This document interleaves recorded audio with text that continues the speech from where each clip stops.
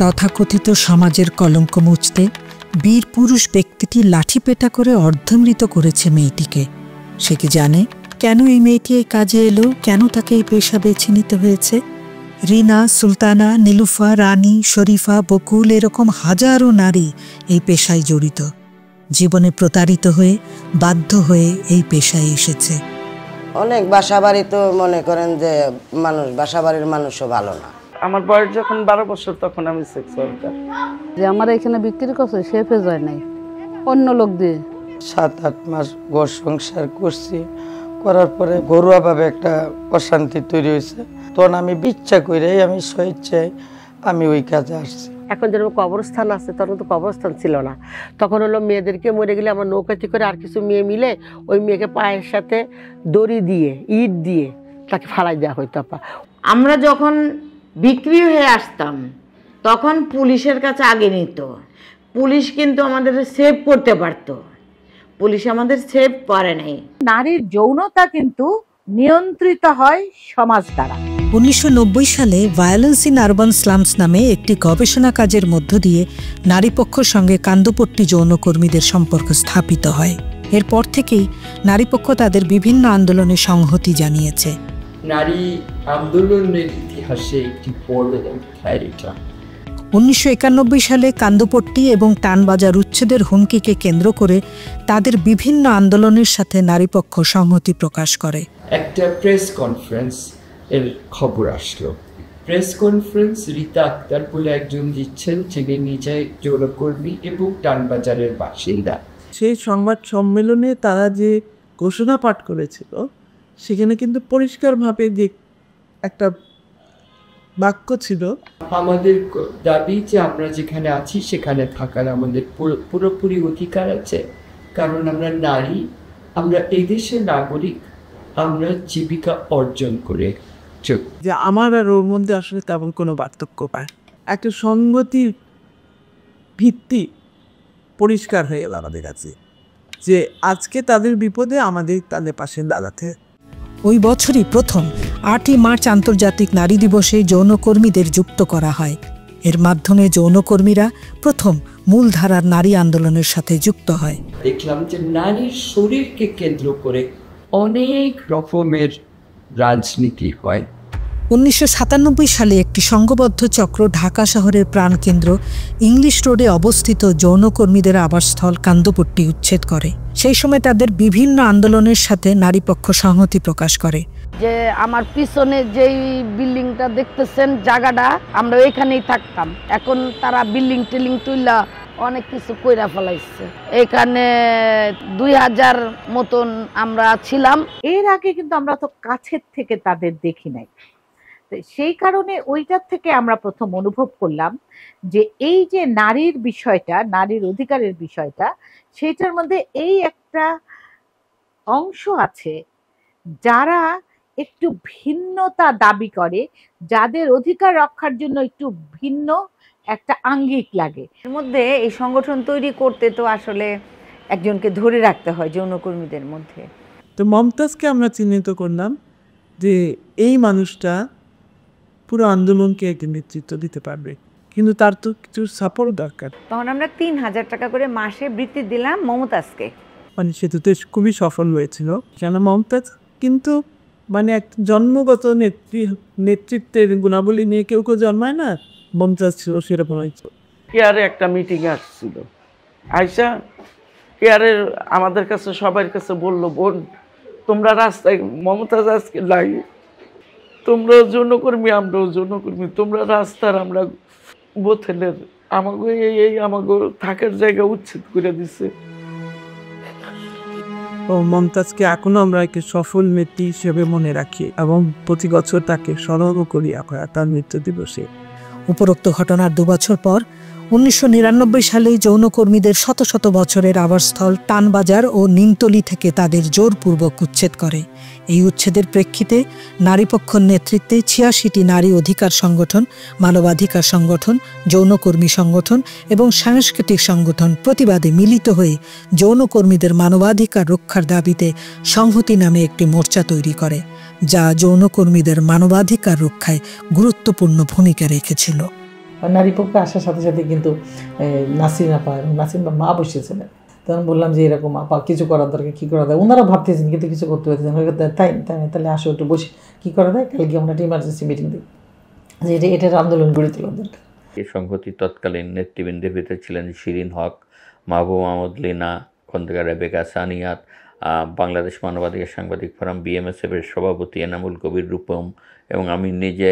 আমরা নারায়ণগঞ্জে এই টানবাজারে একটা মানববন্ধন করতে যাই। কিন্তু 1999 সালে সেই 30শে জুলাই মানববন্ধনে সেই সময়ে শামীম ওসমান বা আওয়ামী লীগের যুবলীগের সন্ত্রাসীরা বোমা হামলা করায় প্রত্যেকটা পত্রিকার সামনের পাতার খবর ছিল এবং এইটা তখন আন্তর্জাতিক গণমাধ্যম বিটা পরিষ্কার করলাম যে এই মোর্চার কাজ হবে যৌনকর্মীদের মানবাধিকার রক্ষার ইস্যুতে, একটা ইস্যুতেই থাকবো। BBC থেকে CNN থেকে বিভিন্ন জায়গা থেকে ফোন আসতে শুরু করলো এবং আমরা সবসময় চেষ্টা করেছি যে তাদের কথা তারা নিজেরা। তো আমার মনে হচ্ছে BBC থেকে ফোন আসছিল, তখন হাজিরা ছিল আমার পাশে। হাজিরাকে বললাম, হাজিরা তুমি তোমার কথা তুমি নিজে বল। আমি প্রশ্নগুলো বাংলায় করে দিলাম, ও বললো, আবার আমি ইংরেজি করে বললাম। সেই উচ্ছেদের বিরুদ্ধে আমরা একটা রিট পিটিশন করলাম। একজন মেয়ে আসছে, যৌনকর্মী ছিল, তার নাম ছিল সাথী। সাথীর মাধ্যমে আমরা কোর্টে একটা রিট করি।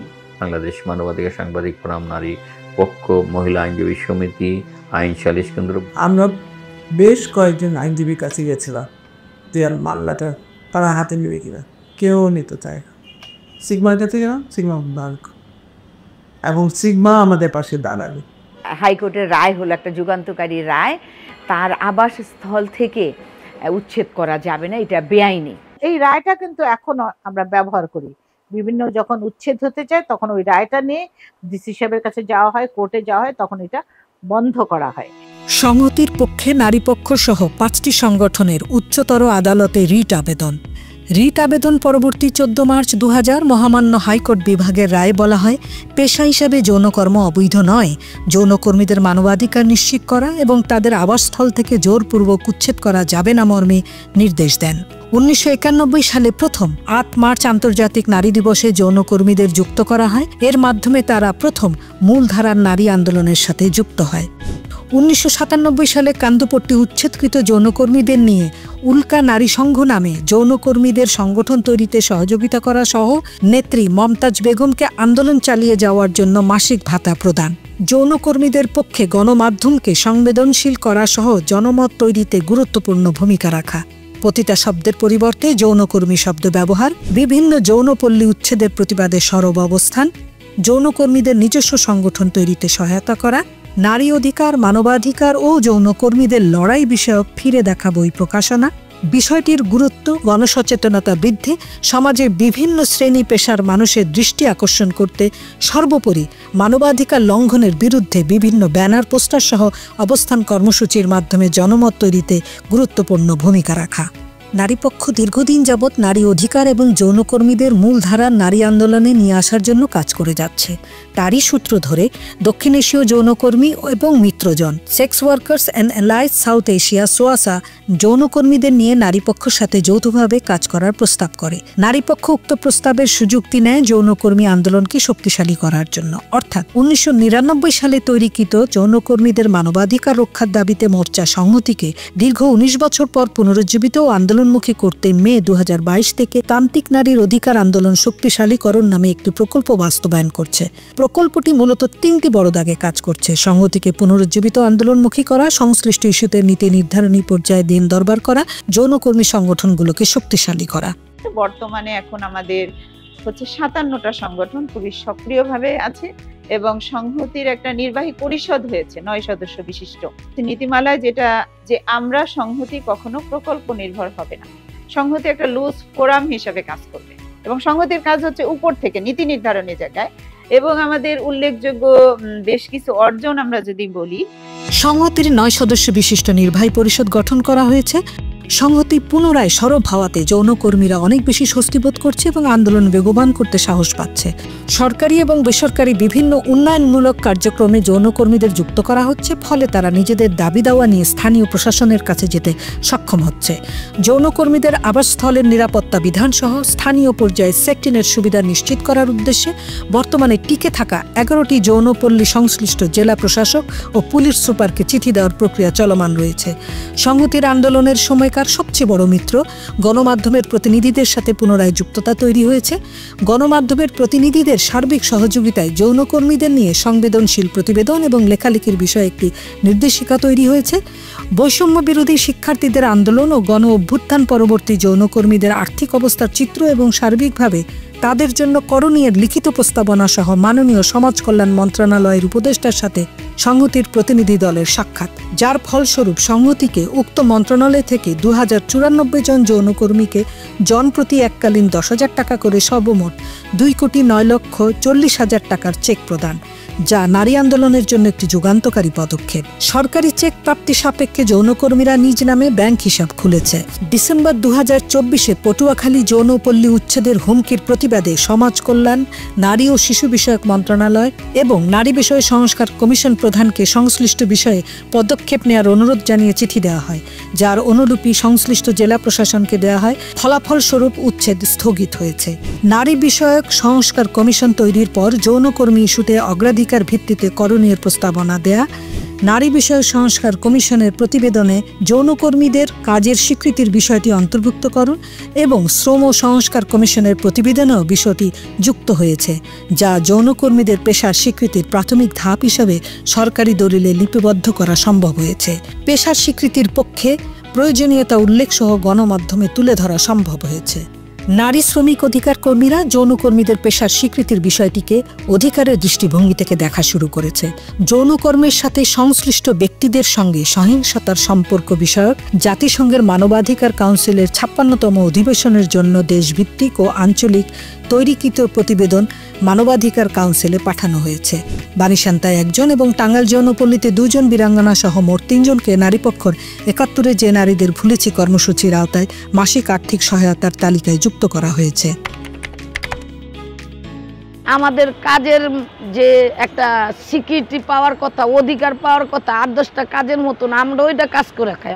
যে কটা বোতল আছে, যাতে এই বোতল কটাকে সংগঠিয়া মারফতে যেন আটকানো যায়, ঠেকানো যায়, যৌনকর্মীরা যেন আর রাস্তায় না আসে। আমার যৌনকর্মী বোনদের জন্য সংগতি যাতে অধিকার সংক্রান্ত কাজগুলা করে। আমাদের সংগঠনগুলা, ছোট ছোট সংগঠনগুলাকে দেখবে। সারা বাংলাদেশে যে সেক্স ওয়ার্কার বোনরা আছে, কেউ এনআইডি পায়, কেউ পায় না। আসলে একটা এনআইডি যদি না থাকে, সরকারি বেসরকারি কোনো প্রতিষ্ঠানে কোনো সাহায্য সহযোগিতাও করতে চায় না। আমরা জন্ম নিবন্ধনী চাই, ভোটার আইডেন্টি কার্ড চাই, আমাদের স্বীকৃতি দিতে হবে, এটা আমরা চাই। আমরা দেখতে চাই যে সেক্স ওয়ার্কার যারা আছে তাদের ভিতরে ঐক্য তৈরি হোক, তারাই তাদের অধিকার আদায়ের জন্য লড়াই করুক, তারা যে যেখানে আছে সেখানেই পুনর্বাসিত হোক। যৌনকর্মীদের প্রতি যে ধরনের নিপীড়ন নির্যাতন হয় সেগুলি যাতে বন্ধ হবে। আসল যেটা হবে যে নারী তার দক্ষতা এবং ক্ষমতা এই দুইটাকে নিয়ে এম্পাওয়ার্ড হতে হবে। কোন পেশা বেছে নেব সেটা আমার চয়েস, সেইটা বোঝার নলেজটা তাকে দিতে হবে। আমার মনে হয় আমাদের সামনের চ্যালেঞ্জ হলো আমাদের বৃহত্তর শ্রমিক আন্দোলনের সাথে ওনাদেরকে যুক্ত করা। তো আমাদের কমিশন থেকে কিন্তু অনেক আমরা মানুষের সাথে কথা বলেছি। সেখানে যৌনকর্মী প্রতিনিধিরা যারা এসেছিলেন তারা কিন্তু বলেছিল আমাদের এই স্বীকৃতিটা দরকার, ওইটা আমি আমার বাচ্চাকে যেন স্কুলে পাঠাতে। আনুষ্ঠানিক স্বীকৃতি থাকবে তখন আমি অনেক কিছু দাবি করতে পারব। তখন আমরা আমাদের কমিশনের 433টা প্রস্তাবের মধ্যে একটা প্রস্তাব কিন্তু এই যৌনকর্মীদেরকে শ্রম আইনের অধীনে নিয়ে আস। পার্শ্ববর্তী দেশে যৌনকর্ম এটাকে কিন্তু একটা পেশা হিসেবে স্বীকৃতি, একটা সার্ভিস হিসেবে, একটা সেবা হিসেবে স্বীকৃতি দিয়েছে। এই সংহতির একটা বড় ধরনের চাওয়া হচ্ছে যে এইটাকে একটা সেবা হিসাবে স্বীকৃতি দেওয়া। আমি যেমন চিকিৎসা সেবা পাচ্ছি, আমি যেমন অ্যাম্বুলেন্স সেবা পাচ্ছি, আমি নার্সিং সেবা পাচ্ছি, ঠিক একই রকমভাবে এই যৌনকর্ম পেশাটাকে আমি মনে করি যে সেবা হিসেবে স্বীকৃতি পাওয়াটা বা স্বীকৃতি দেওয়াটা এটা একটা স্বপ্ন। এ কাজের নিরাপদ পরিবেশ তৈরি করা অত্যন্ত জরুরি।